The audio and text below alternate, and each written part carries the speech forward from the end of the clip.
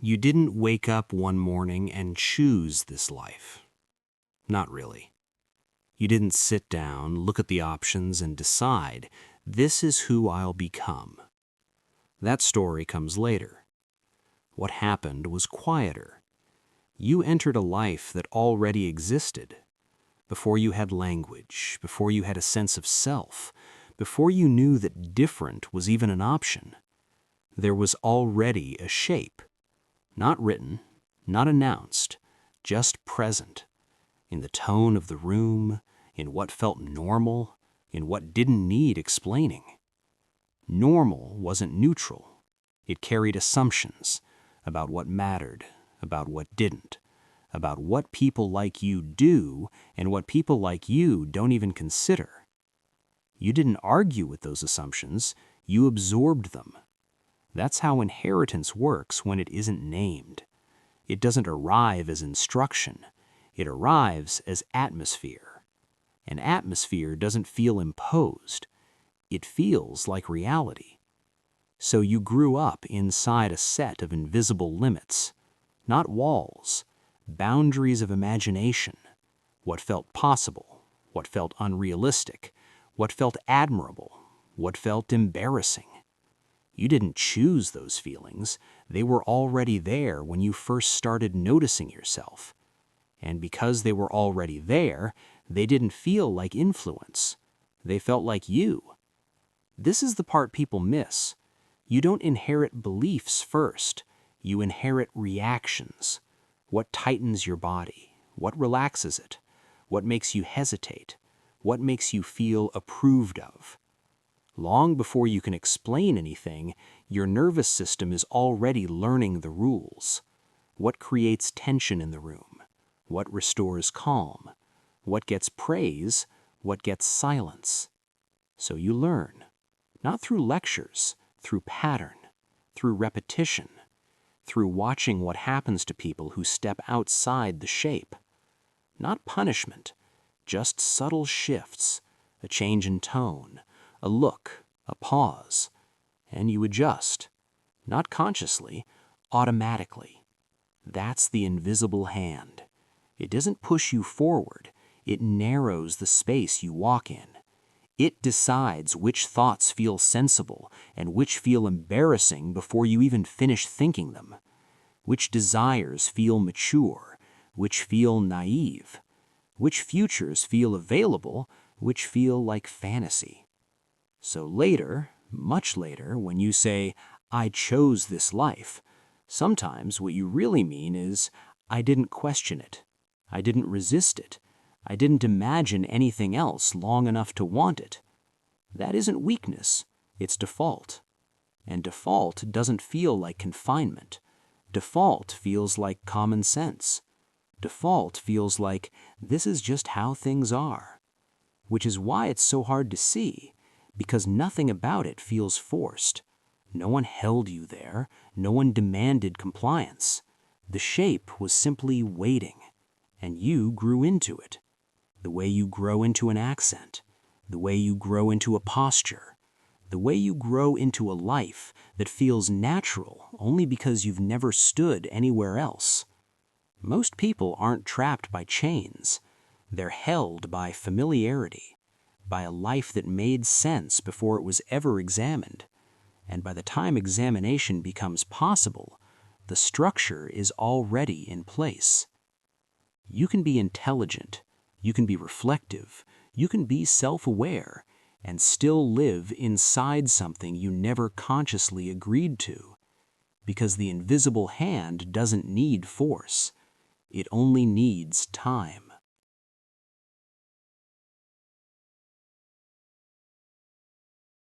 Nothing about it felt dramatic. There was no moment where someone said, this is the path you must take. It came to you as reason, as practicality, as what adults call being sensible. You chose what made sense. At least that's how it felt. Not because you were pressured, because the alternatives felt thin, unstable, risky, hard to justify. They didn't feel forbidden, They felt irresponsible. And that difference matters. Because when something is forbidden, you notice the pressure. When something is framed as unreasonable, you internalize it. You don't fight it. You agree with it. So early on, you learned how to evaluate choices, not by desire, by explanation. You learned which paths came with ready-made sentences, the kind you could say out loud without being questioned. I need stability. It's the smart move. I'm thinking long-term. Those sentences were rewarded. They made people relax. They made the room feel calm. And calm is powerful. Calm feels like approval. So you learn to choose what preserved it, not consciously, instinctively. Because you weren't choosing in a vacuum. You were choosing inside a system that quietly signaled what was acceptable. Not with rules, with tone, with reaction, with silence. You didn't ask yourself, do I want this? You asked, does this make sense? And sense felt objective, neutral, like it existed outside of influence. But sense was already shaped. It came preloaded with assumptions you didn't install. About money, about safety, about respect, about what kind of future was worth pursuing. So when options appeared, you filtered them. Not harshly, gently. You didn't reject other lives, you postponed them. Later, after things were stable, after things were settled, after you'd done what was reasonable first. And later became a quiet graveyard. Because life kept moving, responsibilities accumulated, explanations stacked. And the more your life made sense to others, the harder it became to disrupt it without feeling foolish, or selfish, or immature. So the decisions continued, one practical step at a time, each one defensible, each one small enough not to feel like a commitment, until they added up. Not to a choice, to a structure. And once a structure is in place, you stop asking questions. Not because you were afraid, because questioning feels unnecessary. Everything works. Everything functions. Nothing is obviously broken. So examination feels indulgent, and indulgence feels irresponsible. That's how common sense protects itself.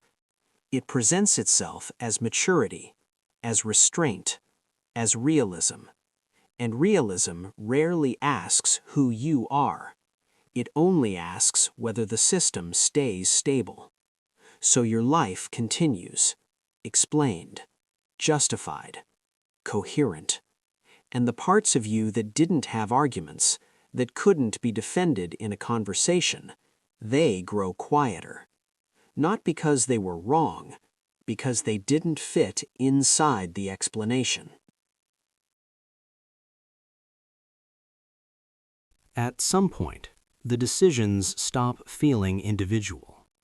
They start feeling shared. Not in an obvious way. No one takes control. No one tells you what to do.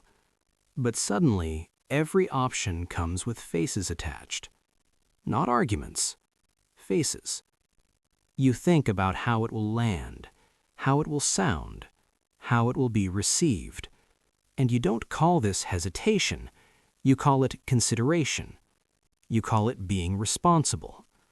But this is where loyalty enters, quietly, not as a promise you make, as a posture you adopt. Because long before you chose a direction, you were given a role, sometimes without being told. The reliable one, the sensible one, the one who doesn't worry people. Roles don't feel heavy at first. They feel affirming. They come with trust, with relief, with the sense that you're doing something right. So you settle into them. And once a role settles around you, it begins to carry expectations, not spoken, felt. What you would do, what you wouldn't do, what would surprise people, what would disturb the balance. Breaking a role doesn't feel like exploration, it feels like disruption, like something going slightly wrong, even when no one says anything. Because disappointment doesn't need words, it has weight. And you've felt that weight before, in moments when you stepped slightly outside the shape, when the room shifted, when the energy changed, when reassurance had to be rebuilt. So you learned, again, not through instruction, through consequence, subtle consequence. You don't need to be told to stay. You learn how not to leave. This is how loyalty forms without consent, not through obligation, through attunement. You become skilled at sensing what others need from you, what keeps things smooth, what preserves harmony. And harmony becomes a value, not because it's true, because it feels safe. So when a different life appears, even briefly, it doesn't arrive as excitement. It arrives with calculations. Who would be confused? Who would worry? Who would quietly feel something collapse? You don't frame it as guilt, but something tightens. You don't frame it as fear, but something pulls you back. And soon the question isn't, is this right for me? It becomes, what would this do to everyone else? That's the moment where choice begins to disappear. Not with force, with responsibility that feels like care. And the care is real. That's what makes it complicated. Because what was given to you may not have been control. It may have been effort, or sacrifice, or stability. And acknowledging that creates a debt, a silent one, not written down, but carried. A sense that choosing differently would imply judgment, that leaving would suggest rejection, that wanting more would sound ungrateful. So you adjust again. You make yourself smaller in places that don't have names. You edit desires before they become sentences. You stop bringing certain thoughts all the way to the surface, not because they're wrong, because they would create tension, and tension feels like harm. This is the part that rarely gets acknowledged. Some choices feel wrong not because they are, but because someone else would feel unsettled. And that discomfort matters to you, sometimes more than your own. Especially when it comes from people who never asked for much. People who say, I just want you to be okay. That sentence doesn't command you, it anchors you. It ties your future to their sense of peace. So loyalty becomes internal, self-enforced. You don't need reminders. You don't need rules. You carry the expectation inside you now. And when you imagine leaving, what you feel isn't fear, it's betrayal.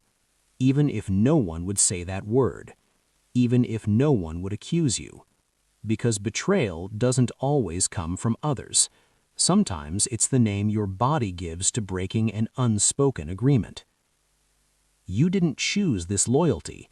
You grew into it.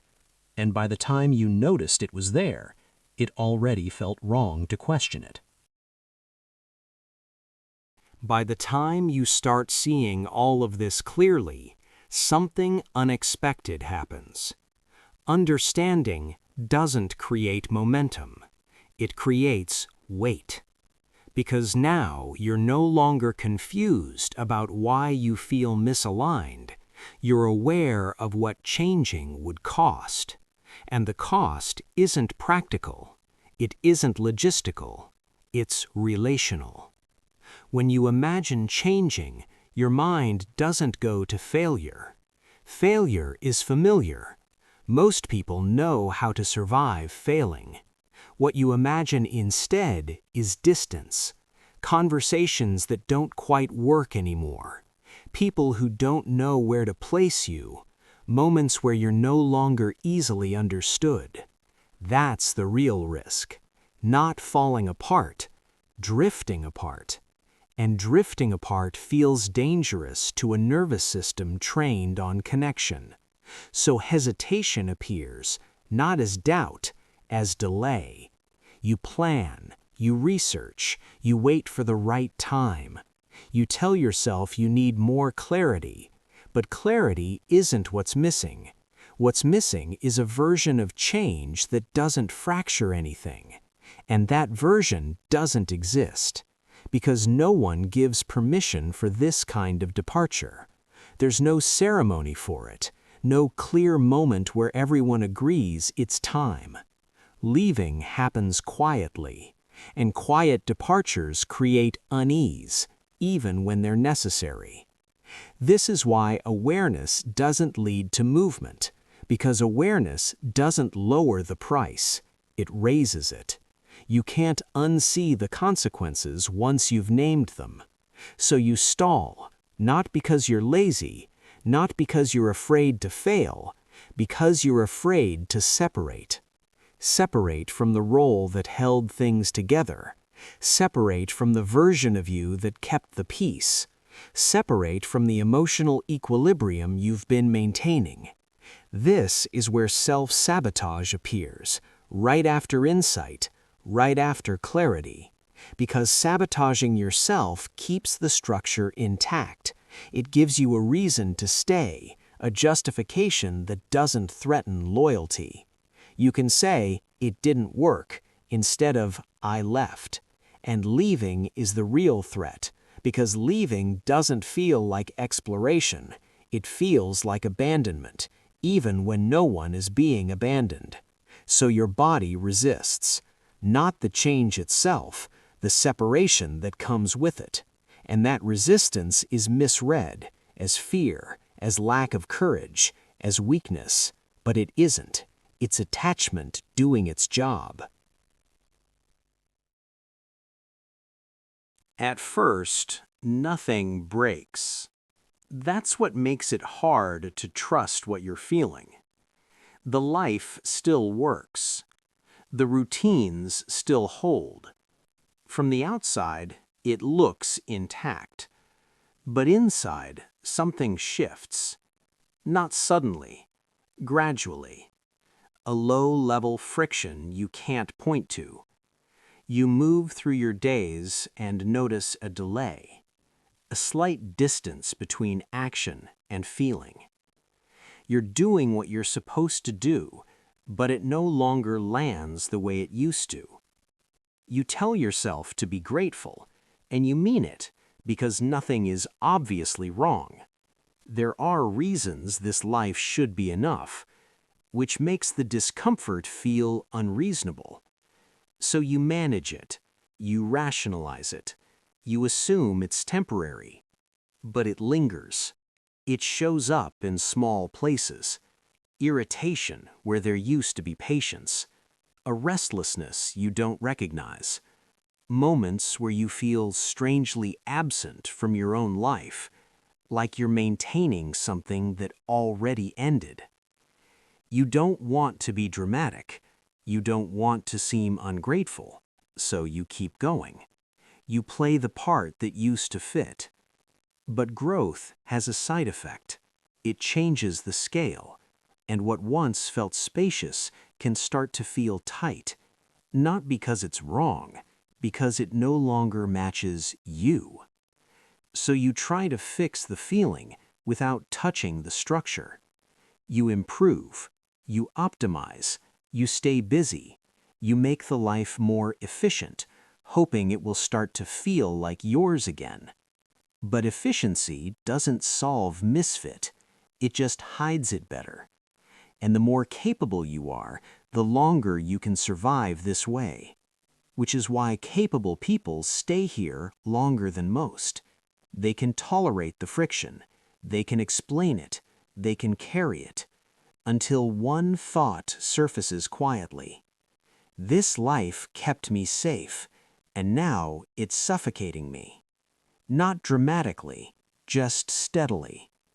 And once that thought appears, you can't remove it.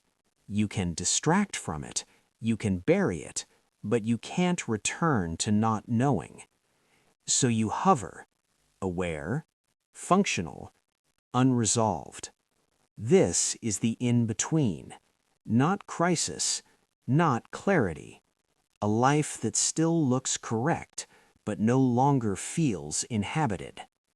You outgrew the life, but you don't know how to leave it without burning something you still care about. By now, the problem isn't lack of awareness. It's avoidance, not of action, of a question you already know how to ask. You feel it whenever you imagine changing, not the logistics, the consequences. Your body reacts before your mind finishes the thought. Because the question isn't, what would I do if I were free? That question is distant, abstract. You can think about it without touching anything real. The question you avoid is closer, sharper. Who would you disappoint if you changed? Not hypothetically, specifically. When you imagine leaving this life behind, faces appear. Not arguments, faces. People who never asked for much. People who just want you to be okay. People whose expectations you've been carrying so long they feel like your own thoughts now. And the weight isn't in what they would say, it's in what would no longer make sense. Your past choices, your consistency, the story others tell about who you are. Changing would fracture that story, and stories matter. They're how people locate you. They're how relationships stay effortless. So the question deepens. Who would you become disloyal to? Which version of yourself would stop working? Which role would no longer be available to you? Because some lives don't hold together through desire. They hold together through loyalty. And leaving them doesn't feel like growth. It feels like desertion. Even when no one is angry. Even when no one tries to stop you. So you hesitate. You stay. Not because you don't want something else, but because wanting it would cost you belonging. It would cost you coherence. It would cost you the ease of being understood without explanation. And that cost feels unbearable for something that doesn't come with certainty. So you wait. You tell yourself you're not ready, that the timing isn't right, that more clarity is needed. But clarity isn't the obstacle. Loyalty is. And loyalty, when it's inherited, doesn't loosen quietly. It resists. It tightens. It convinces you that staying is virtue and leaving is harm. Some lives don't end because they're wrong. They end because they were never yours to begin with. And if that sentence doesn't give you direction, that's intentional. Because this isn't a conclusion. It's exposure. It doesn't tell you what to do. It shows you what you've been protecting for a very long time.